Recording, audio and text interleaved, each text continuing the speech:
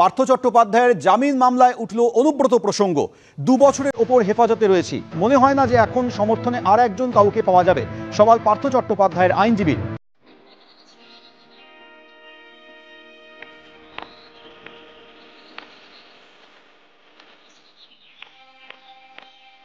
হতে পারে জামিন পাওয়ার পর আবার পুনর্বহাল করা হবে।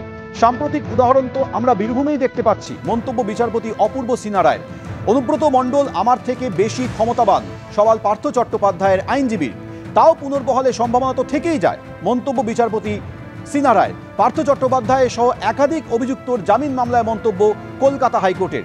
এই মামলায় সিবিআই এর ভূমিকা তো ক্ষুব্ধ আদালত। আদালতের সঙ্গে সহযোগিতা করছে না সিবিআই, মন্তব্য আদালতে। সৌভিক মজুমদার আমাদের সঙ্গে এই মুহূর্তে রয়েছে। সৌভিক, পার্থ চট্টোপাধ্যায়ের জামিন মামলায় আজ অনুব্রত প্রসঙ্গ উঠেছে, সওয়াল জবাবে কি উঠে এলো? দেখো, একেবারে পার্থ চট্টোপাধ্যায়ের আইনজীবীদের বক্তব্য হচ্ছে যে পার্থ চট্টোপাধ্যায় 2 বছরের ওপর হলো তিনি জেলবন্দি রয়েছেন। কখনো তিনি সিবিআই হেফাজতে, কখনো ইডি হেফাজতে। ফলত এখন তিনি তার কার্যত কোনো রকম প্রভাব কোথাও নেই এবং তার বক্তব্য হলো এই মুহূর্তে তিনি জেল থেকে বেরোলে তার একজন সমর্থকও খুঁজে পাওয়া সম্ভব নয়। ফলত তার উপর যে প্রভাবশালী তকমা দেওয়ার চেষ্টা সিবিআই এর তরফ থেকে করা হচ্ছিল সেটা কিন্তু একদম ঠিক নয়। এবং যখন পার্থ চট্টোপাধ্যায়ের আইনজীবীরা এই বক্তব্য রাখেন তখনই বিচারপতি অপূর্ব সিনহা রায় তিনি কিন্তু বলেন যে দেখা যাচ্ছে যে অনুব্রত মণ্ডল, অর্থাৎ সাম্প্রতিকতম যে উদাহরণ অনুব্রত মণ্ডল বীরভূমে, সেই উদাহরণ দেখা যাচ্ছে যে অনুব্রত মণ্ডলকে আবার শপথে বহাল করা হয়েছে। অর্থাৎ তিনি পুরনো যে তার যে মর্যাদা ছিল সেটা তিনি ফেরত পেয়েছেন, বা পুরনো তার যে পদ ছিল সেই পদ তিনি ফেরত পেয়েছেন। ফলত আজকে তিনি জেল থেকে মুক্তি পেলে বা জামিন পেলে আবারও তিনি স্বমহিমায় ফিরে আসতে পারেন, এই ধরনের একটা সম্ভাবনা রয়েছে। এই মর্মেই কিন্তু মাননীয় বিচারপতি অপূর্ব সিনহা রায় তিনি তার মত প্রকাশ করেন।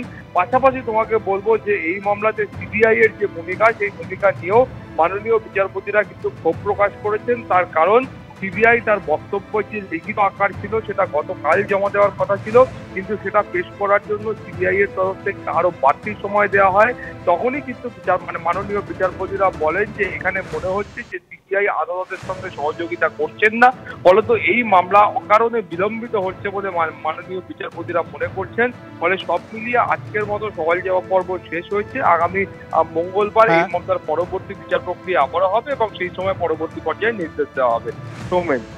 সৌভিক, ধন্যবাদ। ওএসডির বিরুদ্ধে তোলাবাজির মারাত্মক অভিযোগ।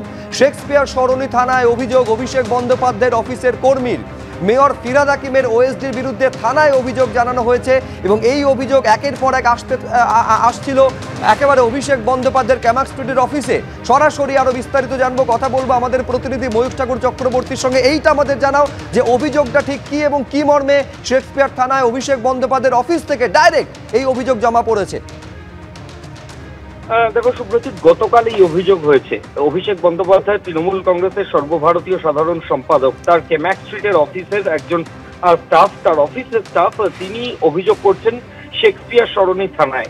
এবং অভিযোগে স্পষ্টভাবে যেটা বলা হচ্ছে যে কলকাতার মেয়র ফিরহাদ হাকিম, তার যিনি ওএসডি, তিনি অভিষেক বন্দ্যোপাধ্যায়ের নাম ব্যবহার করে মিসইউজ করে বিভিন্ন ব্যবসায়ী থেকে বিভিন্ন ব্যক্তিকে ইনডিউস করছেন এবং তাদেরকে মিথ্যে প্রতিশ্রুতি দিয়ে তাদের কাছ থেকে টাকা এক্সটর্শন করা হচ্ছে, এরকমই মারাত্মক অভিযোগ রয়েছে। শুধু তাই নয়, অভিযোগে আরো যেটা লেখা হচ্ছে ক্যামাক স্ট্রিটের পক্ষ থেকে যে অভিষেক বন্দ্যোপাধ্যায়ের সঙ্গে এই মেয়র ফিরহাদ হাকিমের ওএসডির কোনো সম্পর্ক নেই, অথচ তাদের যেটা অভিযোগ যে অভিষেক বন্দ্যোপাধ্যায়ের নাম ব্যবহার করে মেয়রের ওএসডি বিভিন্ন ব্যবসায়ীকে ইনডিউস করছেন। এরকমই অভিযোগ গতকাল শেক্সপিয়ার সরণি থানায় অভিষেক বন্দ্যোপাধ্যায়ের অফিসের এক স্টাফ তিনি দায়ের করেন। পুলিশের তরফ থেকে গোটা বিষয়টাতে অফিসিয়ালি এখনো পর্যন্ত কিচ্ছু জানানো হয়নি। আমরা পুলিশের একাধিক কর্তার সঙ্গে যোগাযোগ করেছিলাম, তবে যেটা জানা যাচ্ছে যে অভিযোগটি ডেপুটি কমিশনার সাউথ এবং শেক্সপিয়ার সরণি থানা 2 জায়গাতেই রিসিভ হয়েছে। পুলিশ এনকোয়ারি করছে, এখনো পর্যন্ত এফআইআর করার প্রক্রিয়া বা ওএসডি কে নোটিশ করা ইত্যাদি এগুলো এখনো হয়নি। বেশ, আমি আগে কোনদিন শুনিনি। তারপর যদি কোনো কমপ্লেন থাকে আমাকেই দিত, আমি এনকোয়ারি করাতাম। এই ব্যাপারটা আমি ঠিক জানি না, কিচ্ছু জানি না।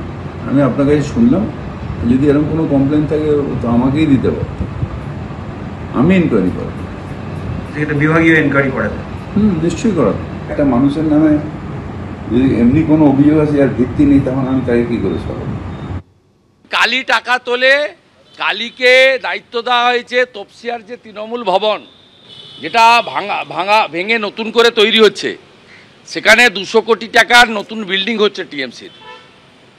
ফুল phased office, guest room, library room, hall, conference hall. যিনি করছেন ওখানে, তাকে কালীকে টাকা তুলে পেমেন্ট করতে হচ্ছে।